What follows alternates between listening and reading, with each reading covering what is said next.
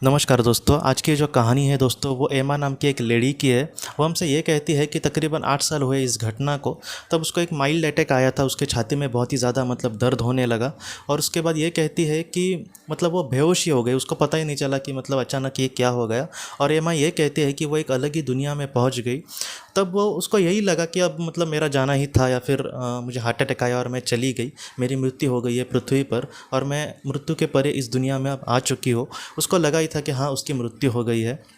हेमा ये कहती है कि उस दुनिया में आने के बाद वो इतनी सुंदर दुनिया थी कि बाद में उसको ये भी लगा कि इतनी सुंदर कैसे ये दुनिया हो सकती है। उसको यही लगता था कि पृथ्वी बहुत सुंदर है, लेकिन ये जो दुनिया थी वो उससे बहुत ही ज़्यादा सुंदर थी।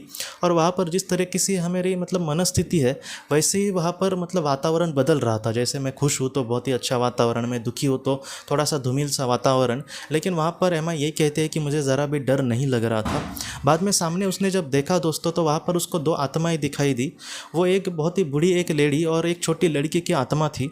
एमा ये कहती है कि इनको दोनों को मैं पहचान गई कि तकरीबन 6-7 महीने पहले वो जो बूढ़ी लेडी थी वो अपने पोती के साथ दोस्तों ऐसे ही जैसे मॉर्निंग वॉक को जाते हैं वैसे वो घूमने जा रही थी। और उस वक्त उनका एक्सीडेंट हुआ था और दोनों की जान चली गई थी। उनके मृत्यु के बाद एमा को भी बहुत बुरा लगा था कि उनके साथ बहुत ही बुरा हुआ। लेकिन जब वो यहाँ पर दिख रहे थे तब वो बहुत ही अच्छे से दिख रहे थे। एमा भागती दौड़ती उनके पास चली गई, उस लेडी के पास और उसके पोती के पास। और उसने उसको कहा कि तुम मर चुकी थी ना, तुम यहाँ पर कैसे।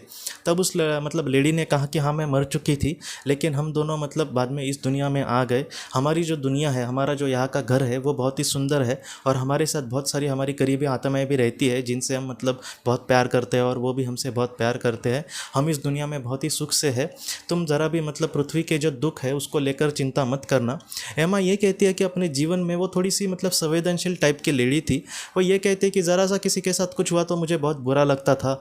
ज़रा सा किसी के साथ हुआ तो मैं भगवान के सामने जाकर प्रार्थना करती थी कि ये भगवान क्या हो रहा है, ये इतना बुरा क्यों हो रहा है इस दुनिया में। लेकिन आज उस आत्मा ने ये कहा कि तुम्हें इस तरीके से नहीं सोचना चाहिए। ये जो दुनिया चलती है वो किसी मकसद के वजह से, या फिर अगर किसी के साथ कुछ बुरा होता है तो उसके भी पीछे बहुत सारी योजनाएं होती है। इसलिए तुम ज़रा भी चिंता मत करना। आज पृथ्वी पर जो दुख सहन कर रहा है उसके पीछे एक क्या बात है वो हमें यहाँ पर पता नहीं चल सकती, लेकिन जब वो आत्मलोक में आएगा तब उसको बहुत ही अच्छे से पता चल जाएगी। एमा ने कहा हाँ ठीक है, मुझे सच में बहुत खुशी हुई। जब तुम्हारा भी अपघात हुआ था, दुर्घटना हुई थी, तब मुझे बहुत ही ज़्यादा बुरा लग रहा था, लेकिन आज तुम्हें यहाँ पर खुश देखकर मुझे बहुत ही अच्छा लगा। बाद में उस बड़ी लेडी की उस आत्मा ने ये कहा एमा को कि मुझे यही बातें तुम्हें कहने के लिए यहाँ पर भेजा गया था। तुम्हारे पास बहुत ही कम समय था यहाँ पर आने के लिए। फिर से तुम्हें पृथ्वी पर जाना होगा। तुम्हारी जो अब जीवन है अब तक शेष है और तुम्हारा जो जीवन कार्य है वो भी अब बहुत बाकी है, इसलिए तुम्हें फिर से पृथ्वी पर जाना होगा। एमा ने यह कहा कि मुझे तो लगा था कि मेरी जीवन ख़त्म हो गया है, लेकिन उस आत्मा ने कहा कि नहीं, अभी भी ख़त्म नहीं हुआ, तुम्हें फिर से पृथ्वी पर जाना होगा। और एमा ने कहा कि हाँ ठीक है। एमा ये कहती है दोस्तों कि वहाँ पर वहाँ से फिर से आने की उसको इच्छा नहीं थी, लेकिन उसको भी पता था कि नहीं, अब तक उसका कुछ काम बाकी है तो उसको फिर से आना ही होगा पृथ्वी पर। और एमा फिर से पृथ्वी पर आ गई। फिर से पृथ्वी पर आने के बाद उसने ये देखा कि उसका एमा का जो बेटा है उसको अस्पताल में लेकर जा रहा था और वो बहुत ही टेंशन में था। और उसने ये देखा कि उसका बेटा उसके साथ अस्पताल की जो गाड़ी होती है एम्बुलेंस, उसमें बैठा था। और एमा जब उसको होश आया तब वो बहुत ही ज़्यादा उसका जो बेटा था वो घबरा रहा था, वो ऐसे थर थर काँप रहा था कि अपनी माँ को क्या हुआ। लेकिन एमा ने उसको कहा कि तुम जरा भी चिंता मत करना, मैं ठीक हो गई हूँ। और अपनी माँ अभी वो बेहोश थी और अभी वो होश में आ गई है। वो देखकर उसके बेटे को भी बहुत खुशी हुई और उसने कहा कि अभी हम आपको डॉक्टर के पास लेकर जा रहे हैं। तब एमा ने ये कहा कि हाँ, हम डॉक्टर के पास हम लेकर जाकर वो हम अच्छे से ट्रीटमेंट करेंगे ही, लेकिन अभी भी मेरा जीवन कार्य बहुत बाकी है, इसलिए तुम मुझे लेकर ज़रा भी चिंता मत करना। तुम्हारी माँ हमेशा तुम्हारे साथ है। जब तक मैं जीवन कार्य पूरा नहीं होता मैं यहाँ पर एक अच्छी एक इंसान बनने की हमेशा कोशिश करूँगी। और बाद में उसने अपने बेटे को धीरे धीरे सारी बातें बताई, जैसे उस लेडी का और उसके पोती का दिखना। और उसके बेटे ने भी जितना हो सके ज़्यादा रिसर्च किया इस पर। उसको भी पता चला कि ये शायद एनडी का एक्सपीरियंस होगा, नियर डेथ एक्सपीरियंस। और ऐसे बहुत सारे लोगों ने अपने जो अनुभव कहे थे वो भी अपने माँ को उसने बताए। उसने कुछ किताबें भी खरीदी उसको लेकर, उससे रिलेटेड। और एमा कहती है कि आज मैं बहुत ही अच्छी से अच्छी ज़िंदगी जीने की कोशिश कर रही हूँ। मैं अपने लोगों से बहुत प्यार करती हूँ, उनके लिए जितना हो सके ज़्यादा से ज़्यादा कुछ करने की कोशिश करती हूँ। दुनिया में अगर कुछ बुरा हो तो मैं प्रार्थना भी करती हूँ, जिससे मेरी अंदर बहुत ही ज़्यादा पॉजिटिविटी आ जाती है। जितना हो सके सोशल भी काम वो थोड़े बहुत कर लेती है।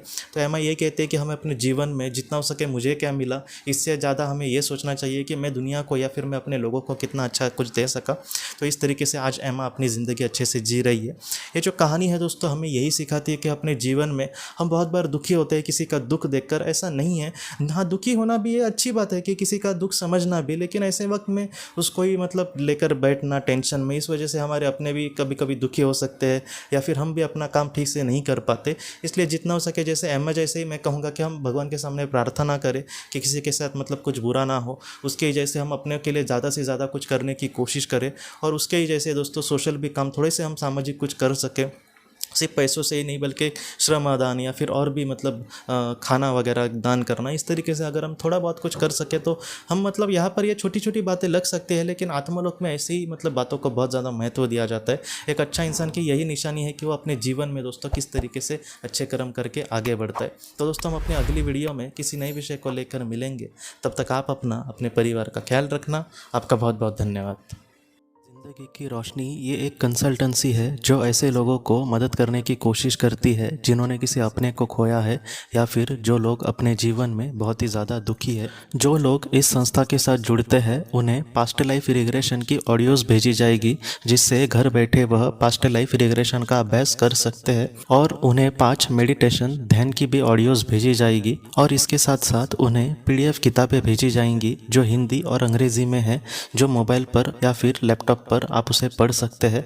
और 10 ऑडियो बुक्स भी आपको भेजी जाएंगी। तो दोस्तों अगर आप इस संस्था के साथ जुड़ना चाहते हैं तो कृपया इस नंबर पे व्हाट्सएप मैसेज करें। आपका बहुत बहुत धन्यवाद।